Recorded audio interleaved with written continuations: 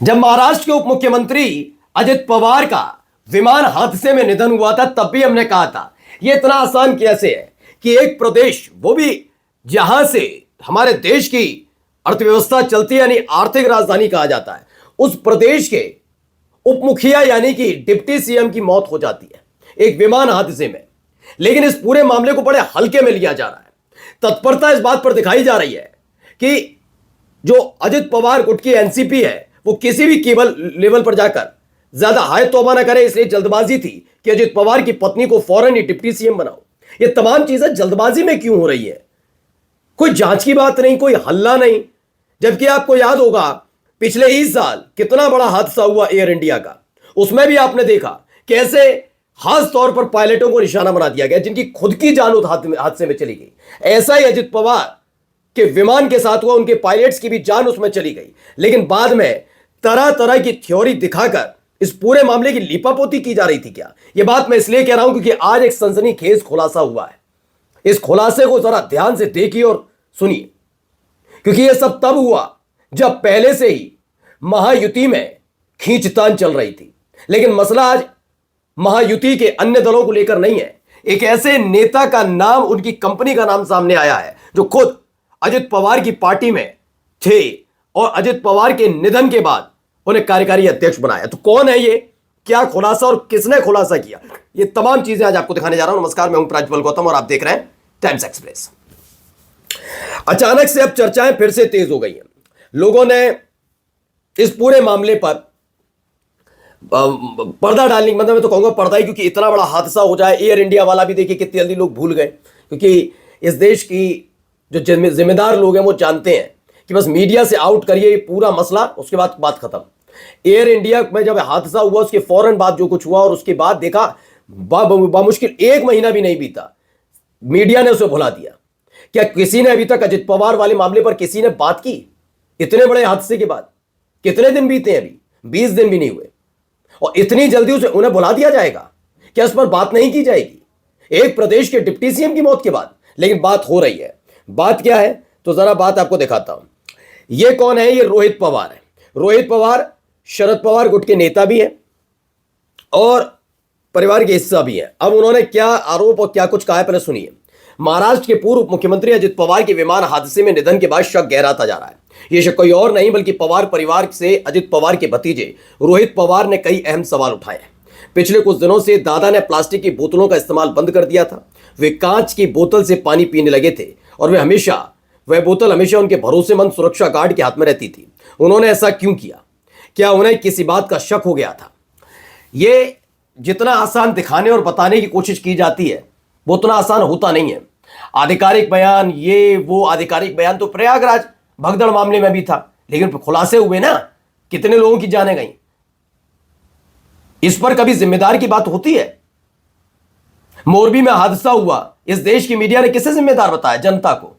उस पुल को बनाने वाले और सरकार को जिम्मेदार नहीं बताया। जब ट्रेन में हादसा हुआ बालासोर में, याद होगा आपको, तब तकरीबन 300 लोगों की जान गई। जिम्मेदार आधिकारिक तौर पर क्या बता दिया? ये वो तमाम चीजें। कभी बताया कि रेल मंत्री या सरकार भी जिम्मेदार हो सकते हैं? नहीं। क्यों नहीं बात करते हैं भाई? इतनी बड़ी बात पर चुप्पी साध कर बैठे हैं। दरअसल मैं आपको बताऊं, ये हादसा ऐसे वक्त में हुआ जब कहा जा रहा था कि अजित पवार महायुति के साथ खुश नहीं है। ये क्लियर हो चुका था कि छिपा नहीं। ममता बनर्जी ने भी आरोप लगाया था, आपको याद है।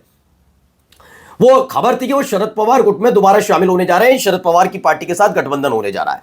अचानक से इस खबर ने सियासी समीकरण भी बदले और तमाम चीजें। अब आप एक बात सोचिए, उप मुख्यमंत्री का पद इतना महत्वपूर्ण नहीं होता।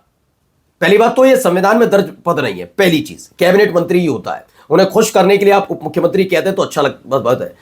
अब आप समझिए, एक परिवार जो शोकाकुल है, जो शोकग्रस्त है, जिसके उनके अपने परिवार का मुखिया खोया हो, जिस पार्टी ने अपना मुखिया खोया हो, क्या वो 4-5 दिन में ये चाहेगी कि उनकी पार्टी के किसी नेता को उप मुख्यमंत्री बना दिया जाए? इतनी जल्दबाजी क्यों थी सरकार को?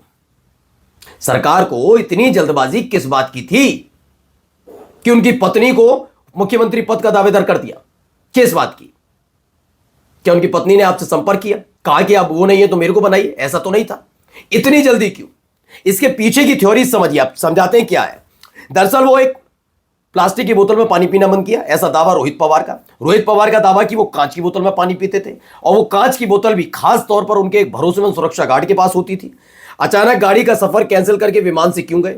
आगे रोहित पवार ने कहा कहीं भी कोई जांच नहीं हो रही है, इसलिए मुझे सब कुछ अपने स्तर पर संभालना पड़ रहा है। मुझे ये अपने चाचा और अपने बड़े भाइयों के लिए करना होगा, वरना इसके पीछे का असली राज सामने नहीं आएगा। रोहित पवार का ये बहुत बहुत बहुत बड़ा दावा है। अब देखिए, बताया गया है रोहित पवार कौन है। अजित पवार की मौत पर उनके सनसनीखेज आरोपों के घेरे में प्रफुल्ल पटेल कैसे आ गए? महाराष्ट्र के डिप्टी सीएम रहे अजित पवार की बारामती विमान हादसे में मौत के बाद अब सियासी संग्राम छिड़ गया है। एनसीपी शरद पवार के गुट के विधायक रोहित पवार ने प्रेस कॉन्फ्रेंस कर हादसे को लेकर गंभीर सवाल उठाए। मंगलवार को मुंबई में प्रेस कॉन्फ्रेंस के बाद दिल्ली में वो दोपहर 12 बजे प्रेस कॉन्फ्रेंस करेंगे। रोहित ने VSR company, arrow handler, pilot Sumit Kapoor और यहां तक कि मेंटेनेंस से जुड़े लोगों पर शक जताया। इस बीच एनसीपी अजित पवार गुट के कार्यकारी अध्यक्ष प्रफुल्ल पटेल का नाम भी एमआरओ कंपनी को लेकर चर्चा में आ गया है। ये एमआरओ कंपनी करती क्या है?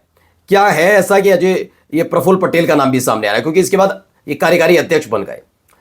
इसमें बताया गया है एरो कंपनी तो है एक, लेकिन एक एमआरओ कंपनी भी है, उसको लेकर भी कई तरह के आरोप लगाए गए। देखिए, उन्होंने पूरा डिटेल इसमें बताया, फोन पर बात हुई, प्रफुल्ल पटेल का नाम चर्चा में क्यों है। प्रेस कॉन्फ्रेंस के दौरान रोहित पवार ने लेयर जेट विमानों के मेंटेनेंस से जुड़े मुद्दे पर प्रफुल्ल पटेल की ओर इशारा किया। उन्होंने कहा कि देश में विमानों की एमआरओ यानी मेंटेनेंस, रिपेयर और ओवरहॉल सेवाएं देने वाली दो कंपनियां हैं, एक दिल्ली में है और दूसरी मुंबई में। रोहित के मुताबिक मुंबई स्थित कंपनी का स्वामित्व प्रफुल्ल पटेल से जुड़ा बताया जाता है। इसके साथ ही रोहित पवार ने यह भी कहा कि वीएसआर कंपनी ने अपनी अलग अलग इन हाउस मेंटेनेंस यूनिट शुरू कर रखी है, जहां विमान की देखरेख और तकनीकी कार्य किए जाते हैं। रोहित ने पूछा क्या मेंटेनेंस में कोई चूक हुई? ये सीधा आरोप नहीं लगा रहे, बल्कि वीएसआर, एरो और पायलट के रोल की जांच चाहते हैं। रोहित के बयान के बाद प्रफुल्ल पटेल का नाम चर्चा में आ गया है, क्योंकि जैसे ही हादसा हुआ उसके बाद वो कार्यकारी अध्यक्ष बने। उन्होंने ये भी कहा कि हवा में नहीं है मेरे सवाल, हर पॉइंट का आधार है। बारामती विमान हादसे पर रोहित पवार ने गंभीर सवाल उठाए। उन्होंने क्या हर बिंदु को प्रमाण के साथ रखा। रोहित पवार ने सोशल मीडिया पर अपनी बात रखते हुए कहा कि उनकी तरफ से उठाए गए महज अटकलें नहीं है। मैंने और पूरे महाराष्ट्र ने इस हादसे को लेकर जो प्रश्न उठाए उन सभी का एक ठोस आधार है। प्रेस कॉन्फ्रेंस में दी गई प्रेजेंटेशन में हर बिंदु को प्रमाण के साथ रखा गया। उन्होंने मीडिया और जनता के इस प्रेजेंटेशन को और जनता के लिए इस प्रेजेंटेशन का एक लिंक भी साझा किया ताकि पारदर्शिता बनी रहे। उन्होंने कई तरह के मुद्दे उठाए। सवाल यह है कि इतनी आसानी से आप कैसे भूल सकते हैं? भूल जाइए महायुति में अनबन चल रही थी, भूल जाइए वो शरद पवार के साथ जा रहे थे, लेकिन आप सोचिए आप ही की सरकार के उप मुख्यमंत्री की मौत और इतने हल्के में छोड़ दो सब। पता ही कहां चर्चा है? मुझे चर्चा बता दीजिए जो चर्चा कर रहे हो कि नहीं नहीं ऐसा है वैसा है, कैसे हुई, बहुत जबरदस्त जांच चल रही है, पूछताछ हो गई हो, 8 लोग हिरासत में लिए गए हो, किसी कंपनी पर दबिश डाली गई हो, कैसे होगा? कोई है चर्चा? कहीं से कोई बातचीत हो रही है? किसी को इस बात का इल्म है कि कितना बड़ा हादसा है? और फिर कह रहे हैं कि जांच पर सवाल नहीं उठने चाहिए। जांच हो ही कहां रही है जो सवाल ना उठे? खेला जो हुआ या नहीं हुआ, फिलहाल रोहित पवार के आरोप गंभीर तो नजर आते हैं। नमस्कार।